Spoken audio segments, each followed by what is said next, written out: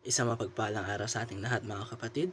Ako muli si Adrian Bernales ng Batch 3, itong aking daily devotion. At yung araw pag-uusapan natin ay kung why is peace is more important than wealth. Mga kapatid, ito ay hangon sa ating Bible verse na Genesis chapter 13, which is Abraham and Lot.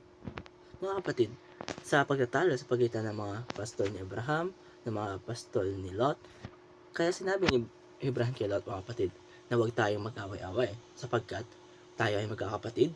Hindi ba tayo nasa harap mo ang buong lupain? Pumili lamang tayo.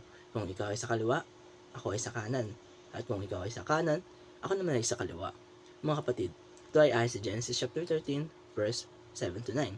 Mga kapatid, sasabi sa Genesis 13, may kita natin ang isang mahalagang aral tungkol sa pagpapahalaga sa kapayapaan kaysa sa kayamanan.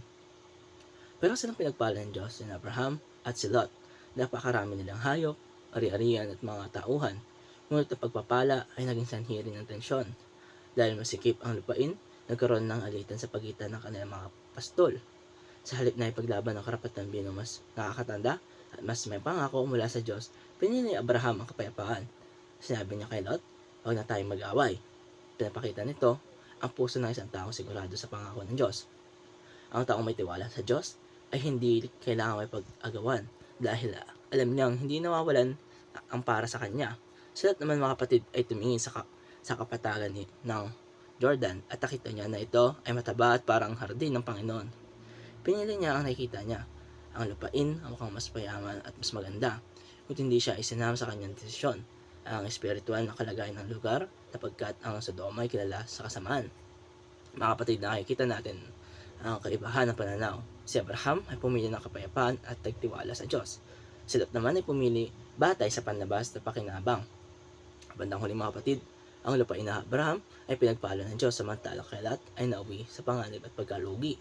Pinapakita lamang ito na ang aral na ito ang kwento na ang kayamanan pansamantala lamang mga kapatid dahil ang kapayapaan, lalo na kapayapaan nagmumula sa pagsunod sa Diyos, ay may matagalang halaga o pangmatagalang mahalaga mga kapatid dahil mayroong mga relasyong nasisira dahil sa pera, lupa o pride. Mas mahalaga kaysa sa anumang material na pakinabang dito sa ating mundo. Kaya mga kapatid, sa mga relasyon mga ngayon, alin ang mas inuuna mo? Kapayapaan o pakinabang? Meron ba tayong mga pagkakataon na ang tunay na tagumpay ay hindi ang pagkakaroon ng mas marami, kundi ang pagpiling manatiling buo ang relasyon at malinis ang ating konsensya sa ating harap sa ating Panginoon. Kaya mga kapatid, ganito ang importante na malaman natin na mas unahin natin ang kapayapaan sa pakikinabang natin. Kaya tapos sa akin daily devotion. Maraming salamat sa panonood.